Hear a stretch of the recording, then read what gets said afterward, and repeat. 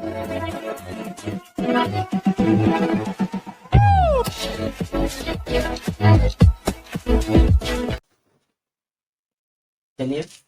यहाँ देखिएगा कि सबसे पहले जो पानी होता है, ठीक है, पानी का जो आणविक भार होता है वह 1/2 प्लस इसका जो होता है 16/1, इसको हम हल करेंगे।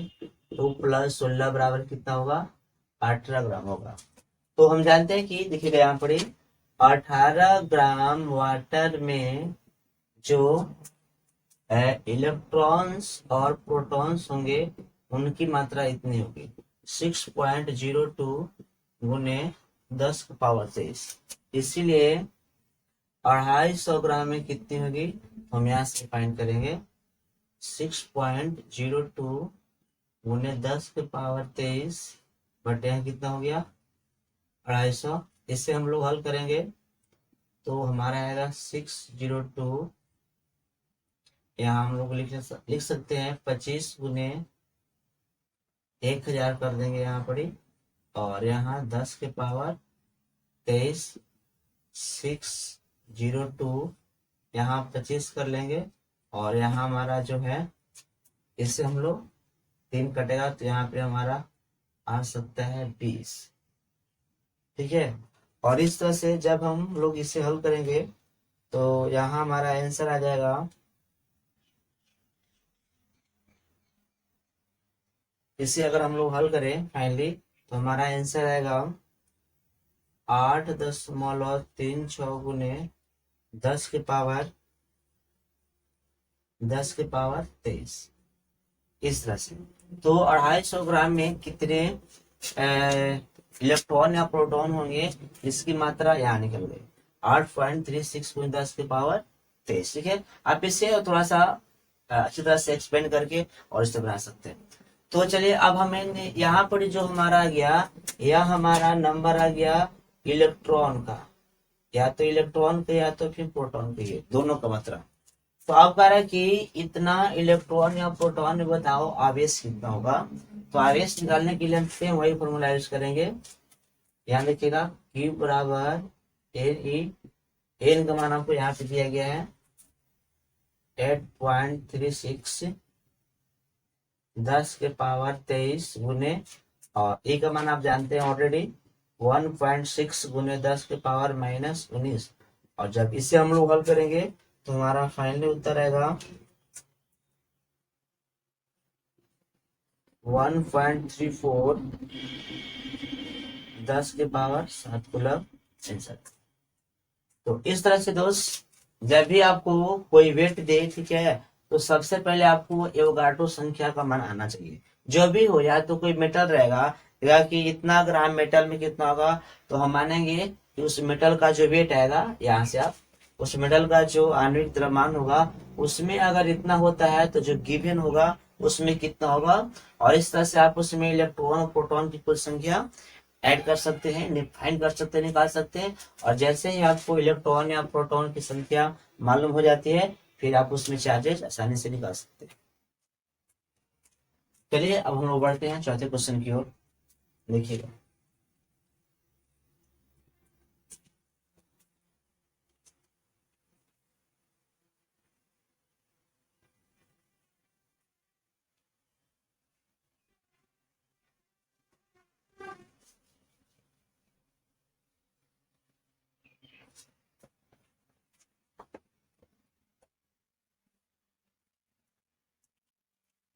हमारा चौथा क्वेश्चन है,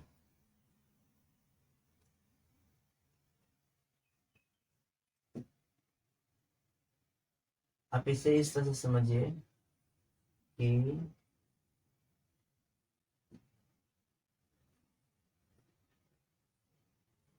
अगर एक प्याला है, ठीक, और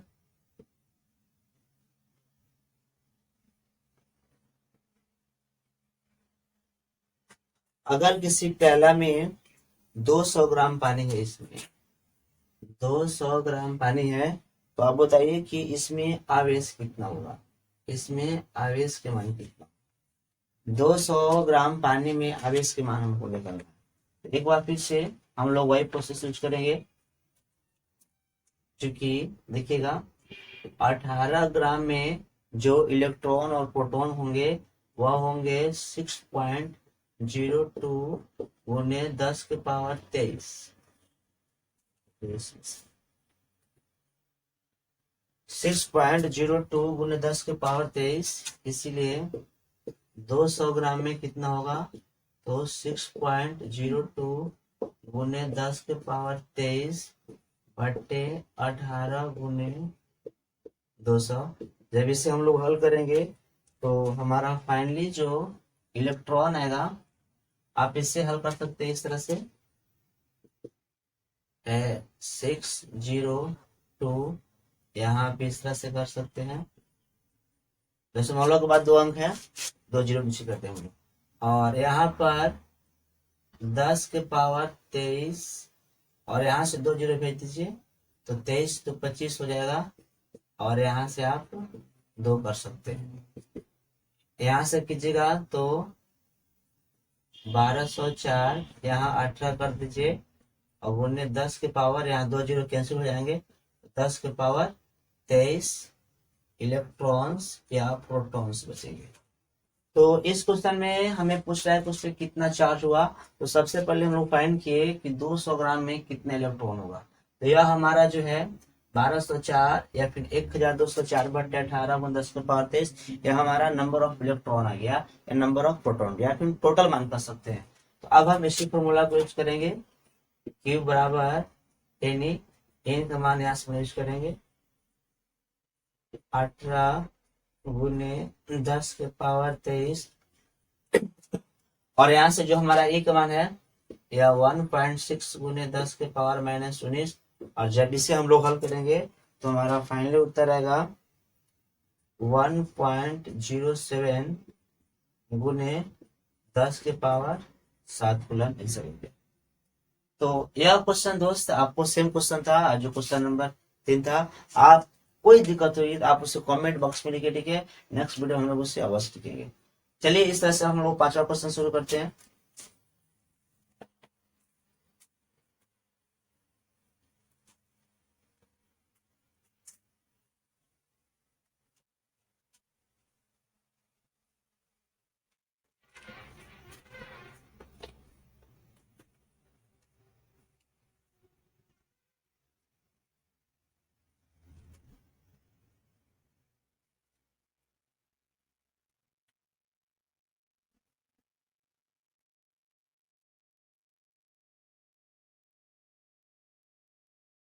पांचवा क्वेश्चन लिखिएगा,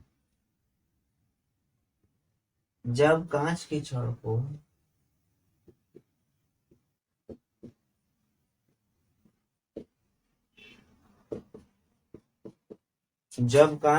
को रेशम के कपड़े पर रगड़ा जाता है,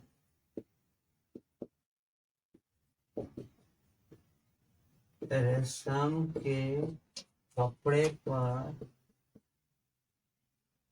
रगड़ा जाता है, कांच का छड़ इतना आवेश ग्रहण करता है,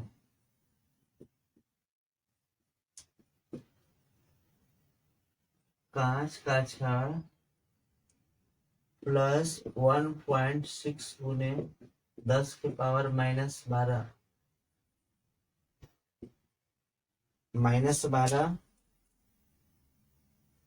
कूलम आवेश ग्रहण करता है। रेशम के कपड़े पर आवेश का पढ़ लिया, रेशम के कपड़े पर आवेश के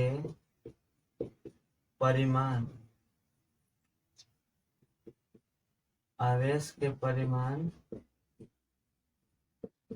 ज्ञात करें। चलिए यह जो क्वेश्चन है कह रहा है कि जब कांच के छड़ को रेशम के कपड़े पर रगड़ा जाता है तो जाहिर सी बात है कि उसमें एक डोनेट करेगा और एक गेन करेगा। तो अगर कांच का छड़ 1.6 10 के पावर- कूलम आवेश ग्रहण करता है, ठीक है, तो बताइए कि रेशम के कपड़ा पर कितना आवेश के परिणाम उसको याद करना है। तो जाहिर सी बात है कि आप इसको थोड़ा सा लॉजिक समझिएगा। एक आपके कांच का छड़ है, कांच का छड़ है, और दूसरा रेशम के कपड़ा है, रेशम के कपड़ा है। तो देखिए अगर दोनों अगर शुरुआती में ऐसे ही है तो हम कह सकते हैं कि दोनों न्यूट्रल है, ये भी न्यूट्रल है, ये भी न्यूट्रल है। ठीक है, इसके पास भी कोई आवेश नहीं है, इसके पास भी कोई आवेश नहीं है, नो चार्ज। लेकिन जब हम रगड़ दोनों के बीच उत्पन्न होता है तो कांच का छड़ मतलब यह जो होता है, यह जो होता है इससे, यह जो होता है कांच का छड़ इतना आवेश ग्रहण करता है, सॉरी, जो कांच का छड़ है वह रेशम के छड़ से कितना हो गया, प्लस 1.6 गुने 10 के पावर -12 कूलम आवेश ये ग्रहण किया। तो अगर ये प्लस में ग्रहण किया तो जाहिर सी बात है कि जितना ही ग्रहण किया है उतना ही आवेश यह डोनेट किया होगा। तो अगर ये प्लस में है तो इसका आंसर क्या होगा, माइनस में होगा। 1.6 गुने 10 के पावर माइनस, क्योंकि आप लोग को बताया गया होगा फर्स्ट वीडियो में कि यह जितना आवेश ग्रहण करेगा, ठीक है, तो दूसरा वस्तु उतना ही आवेश देगा। अगर कोई प्लस में ग्रहण करता है तो वह माइनस में दिया होगा, क्योंकि जब हम दोनों का ऐड निकालते हैं तो हमारा वैल्यू कितना होता है, 0। क्योंकि हम जब भी देखते हैं कि जो आवेश का जो संचरण का सिद्धांत है उसमें बताता है कि आवेश कभी भी नष्ट नहीं होता, बल्कि एक वस्तु से दूसरे वस्तु पर चल जाता है। तो आज के वीडियोज में दोस्त आज तो इतना ही, फिर हम लोग मिलते हैं नेक्स्ट वीडियो के साथ। ओके।